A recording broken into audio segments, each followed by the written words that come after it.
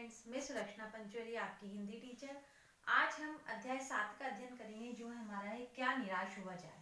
इसके लेखक हैं हजारी प्रसाद द्विवेदी जी।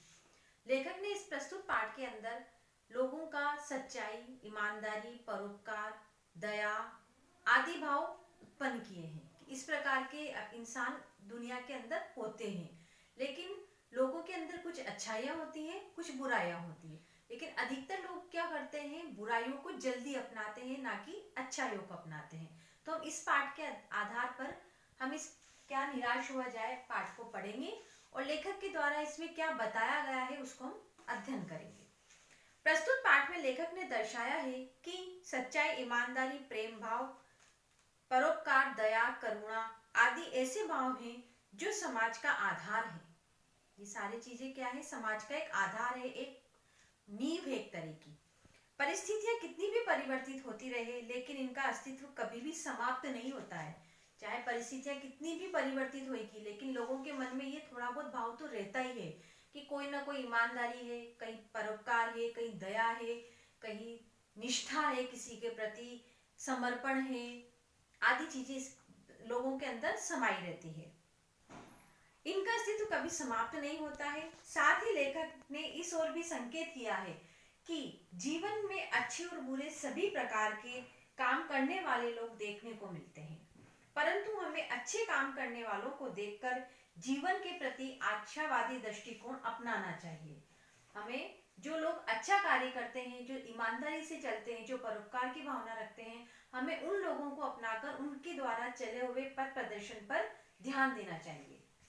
लेखक का वर्तमान परिस्थितियों हेतु मत। लेखक जब भी समाचार पत्रों को देखता है तो उसमें चोर, चोरी, डकैती, ठगी, तस्करी, भ्रष्टाचार आदि ही समाचार जो छपे रहते हैं समाचार पत्र वो मिलते हैं। अर्थात कि जब भी हजारी प्रसाद द्विवेदी जी समाचार पत्र को पढ़ते हैं तो उनके अंदर यही चीज उनको देखने को मिलती है। जैसे अभी हम लोग समाचार पत्र पढ़ते हैं, हम न्यूज़पेपर पढ़ रहे हैं, तो उसमें ज्यादातर न्यूज क्या आती है, कोरोना से संबंधित उसके अंदर समाचार पत्र के अंदर बातें आ रही है। कोई भी व्यक्ति ईमानदार प्रतीत नहीं होता है। हर व्यक्ति में कुछ न कुछ दोष नजर आते हैं। दोषों को उभारने से गुण छिप जाते हैं। यह अवश्य की चिंता का विषय है। यह एक अवश्य चिंता का विषय है कि जो उसके अंदर गुण होते हैं वो लोग छुपा लेते हैं, उन गुणों को छुपा लेते हैं, अच्छे कार्य को न अपनाकर बुरे कार्य को अपना लेते हैं। लेकिन लेखक को लगता है कि भारत की धरती मनीषियों की धरती यानी कि मुनियों की धरती है। मानवता इसका आधार है। आर्य और द्रविड़, हिंदू और मुसलमान, यूरोपीय और भारतीय आदर्शों की मिलन भूमि मानव महासमुद्र कभी सूखा नहीं रह सकता है। यहाँ पर इतने महान महान लोग हैं कि यहाँ पर जो दया भाव, प्रेम भाव है, समर्पण है, इन चीजों की कभी कमी नहीं हो सकती है। भारत जो संस्कृति की मिलान और भारतीय आदर्शों की मूल मिलन भूमि है, इसके अंदर इनकी मिलन भूमि आ गई है, यानी कि सभी चीजों से मिला हुआ है भारत की धरती, जहां विभिन्न प्रकार की जातियां बूंदे मिलकर एक रूप ग्रहण कर लेती है। जिस प्रकार से सभी जगह से एकत्रित होकर एक नदी बनती है, सभी जगह से पानी आता है और एक नदी का रूप ले लेता है, इसी प्रकार से भारत के अंदर भी अलग अलग समुदाय के अलग अलग जगह से लोग आते हैं और उसको एक रूप में मान लेते हैं। जीवन के महान मूल्यों के प्रति आस्था कम होना, यह भी हजारी प्रसाद द्विवेदी ने बताया है। लेखक का मानना है कि आजकल के माहौल में ईमानदारी, सच्चाई, मेहनत आदि को भीरुता व बेबसी समझा जाने लगा है। डर माना लगा, डर मतलब लोगों के अंदर एक डर बना रहता है। बेबसी यानी कि उदासीपन। इससे जीवन के महान मूल्यों के प्रति लोगों की आस्था डगमगाने लगी है। आंतरिक भावनाओं की महत्ता। लेखक का मत है कि भारत में कभी भी भौतिक चीजों को महत्व नहीं दिया जाता है। मनुष्य के अंतर्मन के भावों को ही विशेष माना गया है।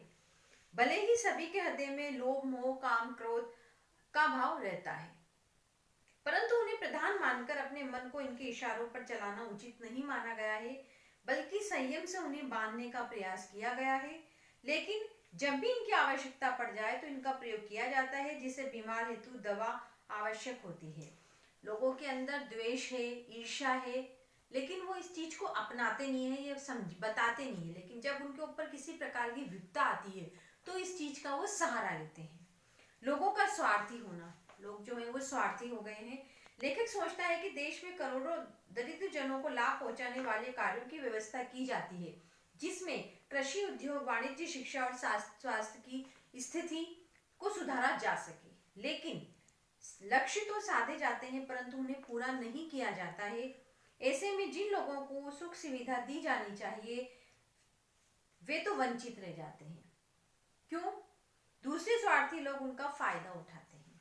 क्यों उठा लेते हैं? क्योंकि उनके पास उस चीज को पाने की सक्षमता होती है, वो उस चीज को पाने में सक्षम होते हैं। इस वजह से जो बड़े लोग होते हैं वो उस चीज को आसानी से पा लेते हैं, और जो कम पैसे वाले अर्थात जो गरीब लोग होते हैं उनको इस चीज की परेशानियां उठाना पड़ता है, दिक्कत देखनी पड़ती है। जो उनके मन में जो भाव चलते हैं, जो उनके उसके प्रति जो परेशानी रहती है, उसको उनको अपनाना पड़ता है। कानून के धर्म के रूप में देखना, अब कानून को धर्म के रूप में देखते हैं। भारतवर्ष की विशेषता रही है कि यहाँ कानून को सदा धर्म के रूप में देखा जाता है, लेकिन वर्तमान में कानून और धर्म में अंतर आ गया है। लोग मानने लगे हैं कि धर्म को धोखा नहीं दिया जा सकता, लेकिन कानून को दिया जा सकता है। जैसे कि हम लोगों ने कई बार कोई मूवी देखी, उस मूवी के अंदर जो कोर्ट होता है, जो अदालत होती है, उसमें जो मुस्लिम होता है, मुस्लिम को एक जो हमारी ग्रंथ है हमारा भगवत गीता, उस पर हाथ रख के बोला जाता है कि तुम बोलो कि तुम जो भी बोलोगे सच बोलोगे, सच के सिवा कुछ नहीं बोलोगे। किंतु वो इंसान क्या करता है, वह अपने धर्म को झूठ नहीं बोलेगा लेकिन कानून में झूठ बोल सकता है, अर्थात कि वो जो किताब होती है, जो हमारा ग्रंथ है, उसको झूठी कसम खाकर वो कई प्रकार के झूठ बोलता है। ऊपर से भले ही चाहे कुछ भी हो परंतु सदा कानून से बड़ा ही रहा है। अब भी सेवा, ईमानदारी, सच्चाई, आधुनिकता के मूल्यों का महत्व बना हुआ है। वे दब गए हैं परंतु नष्ट नहीं हुए हैं। भ्रष्टाचार के प्रति आक्रोश भी यही सिद्ध करता है कि हमें ऐसी चीजों को गलत समझें, उन तत्वों की अहमियता को कम करते हैं और गलत तरीकों को धन का संग्रह करते हैं। गलत तरीकों से हम धन का संग्रह करते हैं। बुराई को उजागर करना, बुराई को उजागर करते हैं। लोग जो होते हैं वो बुराई को ज्यादा अपनाते हैं, ना कि अच्छाई को ज्यादा महत्व देते हैं। लेखक के जीवन की मानवीय भावनाओं से प्रेरित एक घटना बताती हूँ मैं आपको। एक बार रेलवे स्टेशन पर टिकट लेते हुए लेखक ने गलती से 10 रुपए की जगह 100 रुपए का नोट पकड़ा दिया और जल्दी से डिब्बे में आकर बैठ गया। थोड़ी देर के बाद वही टिकट बाबू आया और 90 रुपए हाथ में देकर बोला, ये अपने रुपए ले लीजिए, मुझसे बहुत गलती हो गई, न आपने देखा और न मैंने ध्यान दिया। यह सब कहते हुए उनके चेहरे पर संतोष दिखाई देने लगा।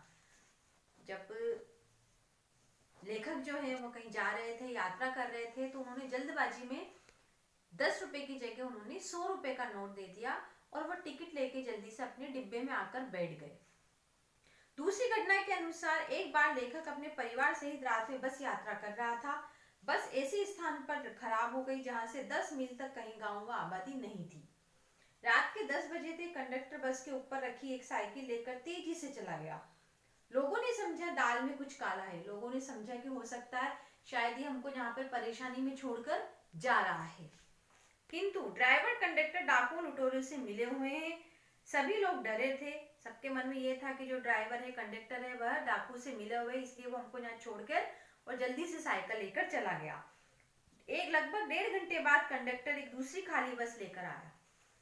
कंडक्टर था वो दूसरी खाली बस लेकर आया और उस बस में उनसे जो भी यात्री थे, उसके उस बस के जो खराब हुई थी उस यात्रियों को सबको उसने उस जो नई बस लेकर आया था उसके अंदर बिठाया। तब लोगों के मन में आया कि ठीक है, हमारे समाज में अभी भी कुछ दया है, कुछ भाव है, इसीलिए बिना कुछ सोचे समझे किसी के ऊपर कोई इल्जाम नहीं लगाना चाहिए। आप इस पाठ को दोबारा से पढ़िए, इसको अच्छे से समझिए। Thank you.